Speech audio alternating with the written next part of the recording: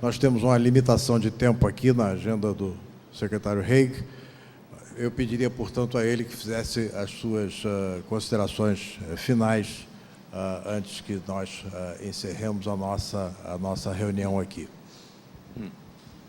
Well, thank you for these further comments. I think there is a lot in common in our views, and I'm grateful to the ambassador for what you have said about what happened to our embassy at the end of November. This was had all the signs of an organized attack on our embassy in defiance of the Vienna Convention, and it illustrates how difficult it is to try to achieve a better relationship with Iran. Of course, my response to that has been to require all Iranian diplomats to leave the United Kingdom. But there is no other appropriate response to such a complete violation of international law. And that leads me on to a point I want to make in response, which is the ambassador is quite right about the nature of the early stages of the revolution in Iran.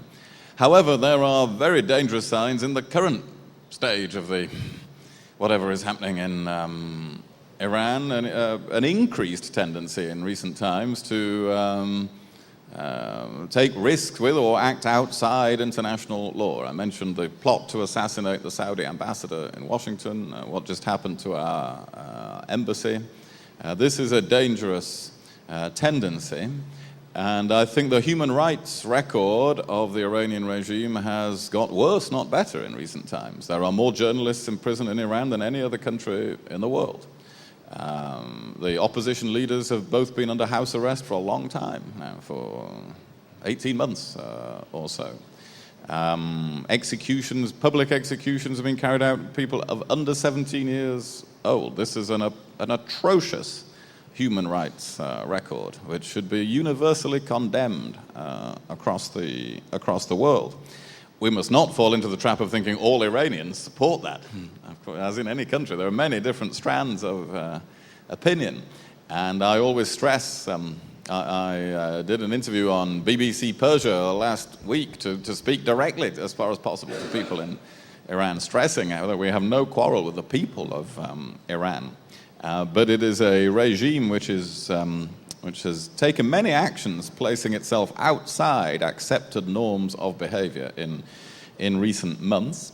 I wouldn't claim that international policy or Western policy towards Iran has always been correct over the last decade or so. There may have been sometimes missed opportunities. Look, thinking of it from the United Kingdom's point of view, one of my predecessors, Jack Straw, made very serious efforts to reach a rapprochement between Britain and Iran. Really serious, with many visits, with a very sincere effort to do so. That was also followed up by a very substantive offer from European countries to give some very serious assistance to a peaceful Iranian nuclear program. All of these things have been turned aside. So many efforts have been made to have a better relationship, and the door is still open to that now. But it's hard to make a step-by-step approach work to negotiations when the first requirement of Iran, when they came to the last negotiations on their nuclear program, was that all sanctions were stopped immediately and their right to nuclear enrichment was accepted at the beginning before they had given anything. That's not a step-by-step approach. So negotiations on that basis are not going to succeed. And in the absence of that, we have the policy that we have of increased peaceful pressure. Strong views have been expressed about Israel's undeclared nuclear weapons.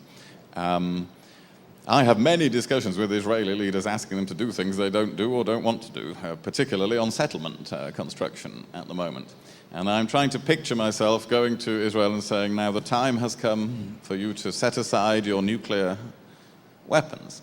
Well, can I imagine in a future year going to Israel and saying, look, the Arab Peace Initiative is now in place. The two-state solution is agreed with the Palestinians. You are at peace and normal relations with the whole Arab world. Iran has changed its rhetoric. look, now the time has come for you to set aside nuclear weapons. Well, I can imagine making that argument in those circumstances. But going to Israel and saying, we know Iran is developing a nuclear weapon, and they have said they will wipe you off the map. This may be a piece of rhetoric, but Jewish people have some reason to fear leaders who say that they will wipe them off the map. They have some experience of that in their recent history. So they take these things seriously. Going to Israel and saying that is not likely to be a discussion that lasts many seconds.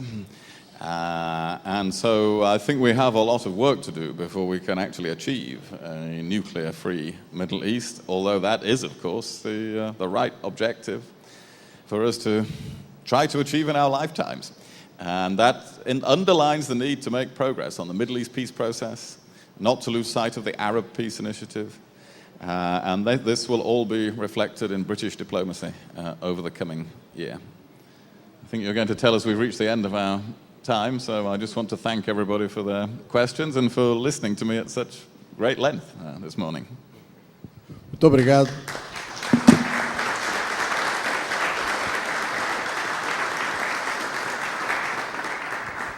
Na verdade, somos nós que agradecemos o seu... Na verdade, somos nós que agradecemos a sua presença aqui, o seu tempo e as suas observações, que foram certamente muito úteis.